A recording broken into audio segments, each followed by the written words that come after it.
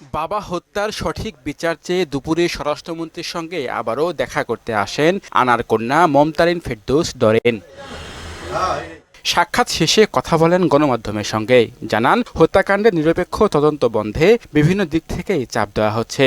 অভিযোগ করেন আর্থিক লেনদেনেরও কোনো তদবিরের চাপে পড়ে যেন আমার বাবার এই হত্যাকাণ্ড, এই নৃশংসভাবে নির্মমভাবে যে হত্যাকাণ্ড আপনারা জানেন, সেটিকে যেন বন্ধ করার চেষ্টা না করে, এটি যেন কোনো চাপের মুখে পড়ে সঠিক তদন্তটা যেন বন্ধ না হয়। আমি এর সঠিক বিচার চাই, যে যারা এই হত্যাকাণ্ড ঘটিয়েছে, আমি যেভাবে এতিম হয়েছি আর কেউ যেন এভাবে এতিম না হোক। এই জন্য আমি মাননীয় প্রধানমন্ত্রী, আমাদের মমতাময়ী মা, তার কাছে এবং আমি আমাদের স্বরাষ্ট্রমন্ত্রী মহোদয় আঙ্কেলের কাছে আমি এসেছি। পরে আনার কন্যার অভিযোগ অস্বীকার করে স্বরাষ্ট্রমন্ত্রী বলেন, কোনো চাপ নেই, তদন্ত এগোচ্ছে সঠিকভাবেই। সঠিক পদ্ধতিতে ইনকোয়ারি হচ্ছে এবং আমরা মনে করি ইনকোয়ারিটা হওয়ার পরেই আমরা সব কিছু বলবো, কার উদ্দেশ্য কী ছিল এগুলো সব আমরা পরে জানাবো।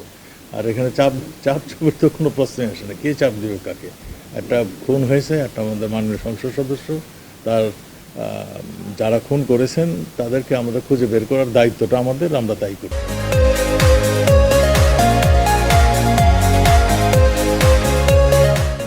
এ সময় কথা বলেন আরেক আলোচিত ঘটনা পুলিশের সাবেক আইজিপি বেনজির আহমেদ প্রসঙ্গেও। তদন্তে দোষী প্রমাণিত হলে ব্যবস্থা নেওয়া হবে বলেও জানান স্বরাষ্ট্রমন্ত্রী। যে তদন্ত হচ্ছে সেগুলো দেখবে, আমাদের এখানে দেখার কিছু নেই। তদন্ত যারা করছেন তারা যদি কিছু প্রমাণ করতে পারেন তখন সেটা নিয়ে দেখা হবে। শামীমুজ্জামান চৌধুরী, মোহনা সংবাদ, ঢাকা।